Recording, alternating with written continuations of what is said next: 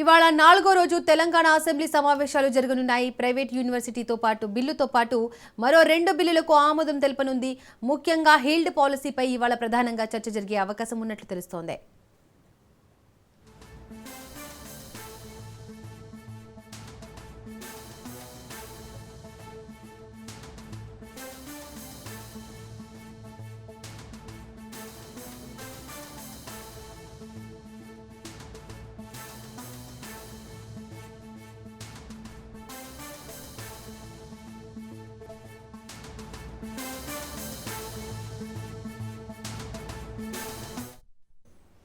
Right, దీనికి సంబంధించి మరింత సమాచారాన్ని మా ప్రతినిధి సైదులు అసెంబ్లీ నుంచి లైవ్ లో అందిస్తారు. సైదులు, ఇవాళ 4వ రోజు తెలంగాణ అసెంబ్లీ సమావేశాలు జరగనున్నాయి. దీనికి సంబంధించి డీటెయిల్స్ ఏంటి?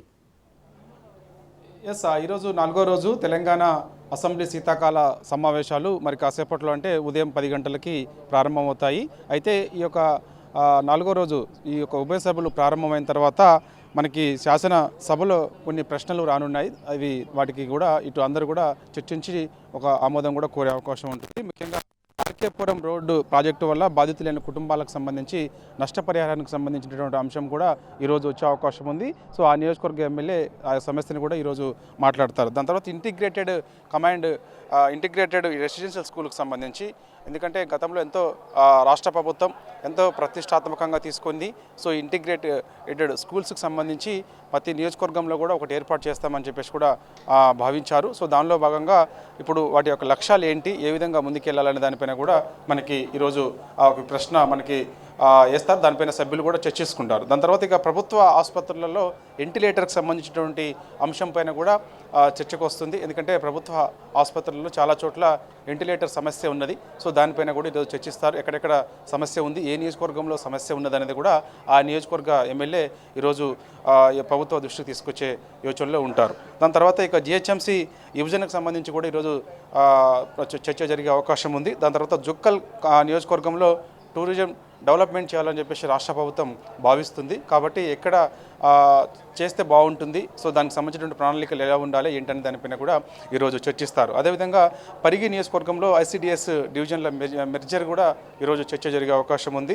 దాని తర్వాత మహిళా శక్తి క్యాంటీన్ల ద్వారా మహిళా సాధికారత, ఎందుకంటే ఇవాళ 1 కోటి మంది మహిళల్ని కోటీశ్వరులను చేస్తామని చెప్పేసి కూడా రాష్ట్ర ప్రభుత్వం చెప్తూ వస్తుంది. దానిలో భాగంగా మహిళలకు సంబంధించి ఈ యొక్క మహిళా శక్తి క్యాంటీన్లను కూడా వాళ్ళకి ఇవ్వాలని చెప్పేసి రాష్ట్ర ప్రభుత్వం భావిస్తుంది. కాబట్టి వారికి ఇలాంటి ఉపాధి ఇస్తే వారు కూడా రానున్న రోజులలో మంచి ఇలాంటి లక్ష్యాలు టార్గెట్గా పెట్టుకొని ముందుకెళ్తారు అనే ఆలోచనల దిశగా రాష్ట్ర ప్రభుత్వం ఆలోచన చేస్తుంది. కాబట్టి వీటిపైన సంబంధించి కూడా ఉంటుంది. అదేవిధంగా ఇక మనకి ఇబ్రహీంపట్నం నియోజకవర్గంలో ప్రభుత్వ ఆసుపత్రుల్లో ఫ్యామిలీ ప్లానింగ్ ఆపరేషన్లకు సంబంధించి పైన కూడా ఈరోజు చర్చ జరిగే అవకాశం ఉంది. ఇక ఈరోజు శాసన మండలి మనకి ఉదయం 10 గంటలకు ప్రారంభం కాగానే బీసీలకు సంబంధించి ఆర్థిక సహాయం, ఎందుకంటే బీసీలకు సంబంధించినటువంటి ఆర్థిక సహాయం ఆనాడు ఎన్నికల సమయంలో కాంగ్రెస్ పార్టీ అనేక హామీలు బీసీలకు ఇచ్చింది. కాబట్టి వారికి ఆర్థిక సహాయం కూడా ఎలా చేస్తే బాగుంటుంది అనే మీద కూడా ఈరోజు మండలిలో కూడా చర్చ జరిగే అవకాశం ఉంది. ఇక రైతు భరోసా పథకంకి సంబంధించి కూడా అమలుకు సంబంధించి ఏ విధంగా అమలు అవుతుంది రైతు భరోసా, రైతులకు సంబంధించి సకాలంలో రైతు భరోసా రైతుల అకౌంట్లో పడుతుందా, లేకపోతే ఏమైనా ఎక్కడైనా అవినీతి జరుగుతుందా ఏంటనే దానిపైన కూడా దానిపైన చర్చ మండలిలో జరిగే అవకాశం ఉంది. రాష్ట్రంలో మాదక ద్రవ్యాల నియంత్రణకు సంబంధించి, ఎందుకంటే డ్రగ్స్ పైన ఉక్కుపాదం మోపుతామని రాష్ట్ర ప్రభుత్వం కూడా ఎంతో సీరియస్గా ఉంది. కాబట్టి ఈ యొక్క మాదక ద్రవ్యాలకు సంబంధించి అసలు ఎక్కడెక్కడ ఏదైనా నియోజకవర్గంలో గాంజా లాంటిది ఏమన్నా పండిస్తున్నారా, సో దాన్ని కంప్లీట్గా నియంత్రించాలంటే ఏం చేయాలి అదే దానిపైన కూడా ఈరోజు శాసన మండలిలో స్వల్పకాలిక చర్చ చేసే అవకాశం కూడా ఉంది. అదేవిధంగా సమ్మక్క సారలమ్మ మేడారం జాతరకు సంబంధించి, ఎందుకంటే ఎంతో ప్రతిష్టాత్మకంగా తీసుకొని ఈసారి జాతర నిర్వహిస్తున్నారు. కాబట్టి సమ్మక్క సారలమ్మ జాతరకు సంబంధించి కూడా అభివృద్ధి పనులు ఎంతవరకు వచ్చాయి ఏంటనే దానిపైన కూడా శాసన మండలిలో స్వల్పకాలిక చర్చ జరిగే అవకాశం ఉంది.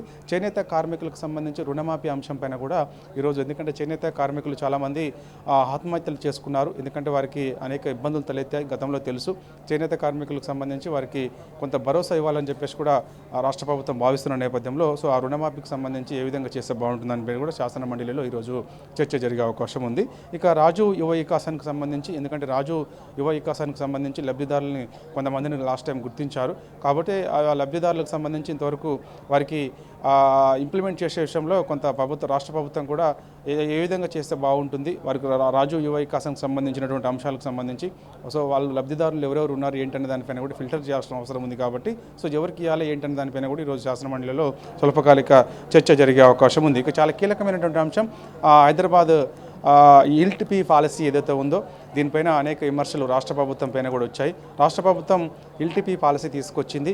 హైదరాబాద్లో ఉన్నటువంటి 9,000కు పైగా ఉన్నటువంటి పారిశ్రామిక భూములకు అవన్నీ కూడా ఇవాళ ఇక్కడ సిటీలో అంటే కాలుష్యాన్ని దృష్టిలో పెట్టుకొని సిటీ లోపల ఉన్నటువంటి యొక్క పరిశ్రమలని ఓవరాల్ బయటికి పంపించాలని ఒక నిర్ణయం తీసుకుంది. సో దానిలో భాగంగానే హిల్టిపి పాలసీ తీసుకొచ్చి ఈ యొక్క ఉన్నటువంటి పరిశ్రమలన్నింటినీ కూడా ఓవరాల్ బయటికి పంపించిన తర్వాత సో ఆ భూములని అంటే మరి ఇప్పుడు ఉన్నటువంటి భూములు కూడా ఏదో ఒక రకంగా అభివృద్ధి చేయాలన్న యోచనలో భావిస్తున్నారు. కాబట్టి ఆ భూములకు సంబంధించి వేరే పరిశ్రమలకు కట్టబెట్టే ప్రయత్నం చేస్తున్నారు. కాబట్టి సో అలా కట్టబెట్టడం వల్ల తీవ్ర నష్టం జరుగుతుంది రాష్ట్ర ప్రభుత్వానికి సంబంధించి అనేది అంటే రావాల్సిన ఆదాయం రావట్లేదు, పక్కదారి పట్టే అవకాశం ఉందనేది కూడా బీఆర్ఎస్ పార్టీ ఆరోపణ. కాబట్టి ఈ యొక్క హిల్టిపి పాలసీ ఏదైతే ఉందో ఆ పాలసీ అవినీతి జరుగుతుందని కూడా బీఆర్ఎస్ పార్టీ మొదటి నుంచి కూడా చెప్తూ వస్తుంది. కాబట్టి దానికి సంబంధించినటువంటి స్వల్పకాలిక చర్చ శాసనసభలో ప్రారంభం అవుతుందో కాబట్టి అప్పుడు కొంత వాడివేడిగా సభ జరిగే అవకాశం ఉంది. ఎందుకంటే బీజేపీ కూడా అభ్యంతరం చెప్పింది దీనిపైన. హిల్టిపి పాలసీ వల్ల అనేక అవినీతి తలెత్తే అవకాశం ఉంది. ఎందుకంటే రాష్ట్రానికి రావాల్సినటువంటి ఆదాయం రావడం లేదు. సో తక్కువ రేట్లకి ఈ యొక్క పారిశ్రామికవేత్తలకు భూములు కట్టబెడుతున్నారు, పరిశ్రమలకు సంబంధించినటువంటి భూములని అనేది కూడా ఆరోపణ. కాబట్టి దీనిపైన రాష్ట్ర ప్రభుత్వం మరి ఏం సమాధానం చెప్తుంది అనేది కూడా వేచి చూడాలి. కాబట్టి ఇక శాసన మండలికి మాత్రం మరి కాసేపట్లో ఎమ్మెల్సీ కవిత ఆమె గతంలోనే తన యొక్క ఎమ్మెల్సీకి రాజీనామా చేస్తూ మండలి చైర్మన్కు లేఖ రాసింది. కాకపోతే ఇంతవరకు ఆ లేఖపైన శాసన మండలి చైర్మన్ ఇంతవరకు ఎటువంటి నిర్ణయం తీసుకోలేదు. కాబట్టి ఈరోజు ఆమె ఈ మధ్యకాలంలో ఈ యొక్క ఉభయ సభలు ప్రారంభమైన తర్వాత అసెంబ్లీ శీతాకాల ఉభయ సభలు ప్రారంభమైన తర్వాత ఈ మధ్య మండలికి వచ్చి మండలి చైర్మన్ గుత్తా సుఖేందర్ రెడ్డిని కలవడం జరిగింది. కాబట్టి ఆమె ఈరోజు మాట్లాడే అవకాశం కూడా అడిగింది, మండలి చైర్మన్ రిక్వెస్ట్ చేసుకుంది. కాబట్టి సో ఈరోజు మాట్లాడే అవకాశం కవితకి ఇస్తారని చెప్పేసి కూడా అంటున్నారు. చూడాలి మరి కాసేపట్లో ఎమ్మెల్సీ కవిత కూడా శాసన మండలికి వచ్చే అవకాశం ఉంది.